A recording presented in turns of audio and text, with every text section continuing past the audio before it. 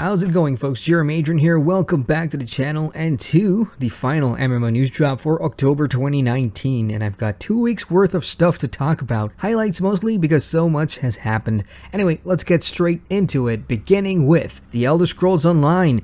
The Dragonhole DLC is now live, having launched last week, and it's the final piece of the puzzle that wraps up the entire Season of the Dragon storyline that us ESO players have been going through all year long. Free for all subscribers or ESO Plus members, the story DLC introduces the new Southern Elsewhere map, complete with new quests, world bosses, delves, dragons, and more, alongside new base game performance improvements. For non-ESO Plus members, the DLC costs 2,000 crowns in the cash shop, and I wonder if it will end up as a daily gift in the coming months. Anyway, those of you playing through it or have finished it, share your reviews with us down in the comments below. Another MMORPG back on the menu with a brand new expansion launch is Star Wars: The Old Republic, which has unleashed its Onslaught expansion galaxy-wide. There's new stories, planets to explore, new ways to play and gear your classes, new dungeons, or a flashpoint, a new playable race, and so much more. Not a subscriber? Well, don't feel bad because 2 older expansions are now free for everyone too. And that's Shadow of Raven and Rise of the Hutt Cartel, so you can now carry on the game's main narrative after the class stories and level up too. As for what's happening this week before October ends, here's a quick reminder. Final Fantasy XIV has just dropped patch 5.1, which contains a host of new content, ranging from the collaboration raid with Nier Automata to the new MSQ storyline, crafting updates, and more. Guild Wars 2 will be dropping its build template system as well, and over the course of the last few weeks, we've been getting a good amount of previews about what it can and cannot do. It's still getting mixed reactions from the player base, and that looks like it will continue. There's also been 2 major updates over the past couple of weeks for Black Desert Online. Let's start with the one getting the most attention, and that's Black Desert Mobile. BDO Mobile has officially soft launched in select countries, including Canada, Australia, and surprisingly here in Malaysia too, and I don't have a smartphone that can run it. My 2013 Samsung Note 3 is a potato. Anyway, it's gotten over 2 million pre-registered accounts, and the MMORPG will be fully launching on iOS and Android across the world later this year. It will feature much of the gameplay experience video players care about, with some tiny differences which I aim to explore once I have a smartphone that can do so. The other BDO update worth noting is the Great Expedition for the PC, which launched last week, with new current and wind-based systems out at sea. There's the bartering system, new ship upgrades, and a new sea boss challenge as well.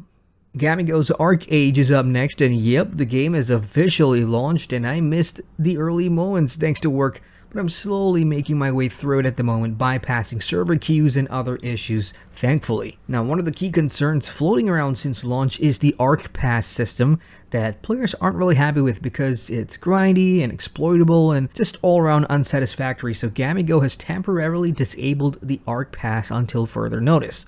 This pass system thing has been tinkered with so much leading up to the launch, so let's hope they find a good solution to this. If you've been playing ArcheAge and have thoughts on the ARCHEPASS system, share it with us down below.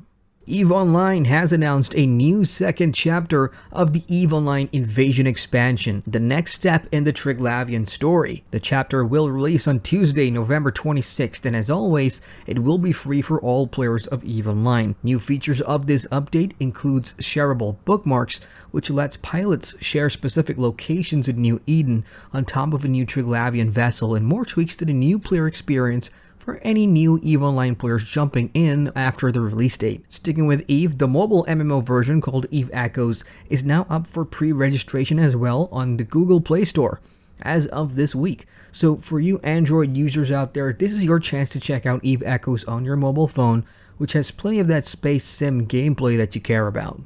For Dungeons & Dragons Online players, in case you missed the news, hey, horses and mounts are coming to DDO.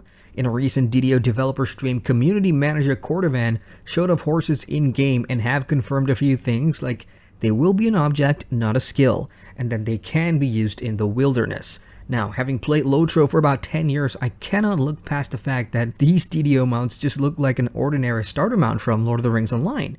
I know both games are under SSG, but at least make them a little different. It wouldn't hurt, you know? Anyway, I'm curious to know, are mounts needed or necessary in Dungeons & Dragons Online at the moment, some 13 years after launch? Share your thoughts. And speaking of LOTRO, or Lord of the Rings Online, the MINAS MORGUL expansion has been delayed. Originally, the launch date was going to happen on October 29th, and it's now being pushed back to Tuesday, November the 5th. According to Cordovan, the community manager for LOTRO as well, Standing Stone Games are currently upgrading their hardware so the game should run better, one hopes, when the expansion finally hits. Blade and Soul players, there's some good news as the Korean version of BNS has announced that the upgrade to the game's engine and other areas are now complete, and this CGI trailer was unveiled at that same event. Many of you no doubt will have already known that Blade and Soul had plans to upgrade its engine to Unreal 4, and this is it. And according to NCSoft, there's going to be remastered graphics in the aesthetic department, while on the gameplay front, players are getting a new dungeon, PvP content, and combat tweaks to boot. Don't expect to see this upgrade hit the Western version anytime soon though, but take heart that they've delivered on that promise, and hopefully we'll get our hands on it ASAP. If you are a RuneScape player and member, aka subscriber, here's something for you. The early access for RuneScape Mobile will be coming to all members with an Android device this week, beginning Tuesday, October 29th. The announcement was made on the official RuneScape Facebook page, and all members logging into the early access will receive a mobile founders pack, which contains a pet, an armor set, and a rest animation. No word about iOS devices at the moment, but it shouldn't be too far behind. Onward to the PlanetSide franchise, and a few weeks ago, Daybreak Games had a round of layoffs on top of its latest title, PlanetSide Arena, not performing well numbers-wise since its early access launch on Steam. Since then, we've had a producer's letter drop last week that assures players that the show will go on and it must go on, with PlanetSide 3 all but confirmed to be coming. Andy Sight, who is the franchise's executive producer, says that Arena is a stepping stone to what players really want, and that's the third installment of this huge shooter MMO. Other than a few lines about commitment to seeing things through, no dates have been announced, but I think knowing it's in the pipeline should ease the minds of fans and players. We have another Daybreak game to talk about next, and it's the classic MMORPG EverQuest 2. EQ2 will be getting a brand new expansion in December called Blood of Lukhlin, and I hope I'm pronouncing that right, taking players to the moon for the first time for all new quests, raid content, and the new level cap of 120. The beta for the expansion will take place on November the 5th, 2019 for anyone interested, and by pre-ordering the expansion you'll get access to the beta guaranteed. EQ2 will also be celebrating its 15th anniversary in November, so good times ahead for you EQ2 players. Some Nexon news up next, and it's not a good one. Its survival MMO Durango Wildlands will be shutting down on December 18th, having only launched in the West sometime back in May after multiple beta tests for a number of years in various regions around the world. Their official Facebook announcement last week about the upcoming closure didn't quite explain the reason why, but there was a recent patch which introduced the final bit of content that will also be its last. If you delete the app after the shutdown date, there is no way for you to reinstall it again, so just keep it on your phone if you still play it there, and make a note of the date, December 18th. Right, and last but not least, we've got news from Mu Legend, the sequel to the Mu Online series of fantasy MMOs, and the update here involves the migration of its services from WEBZEN to VALOFE. The pre-migration service transfers for Mu accounts has already begun and will end on November 19th, so if you play Mu Legend, best to get that sorted out ASAP.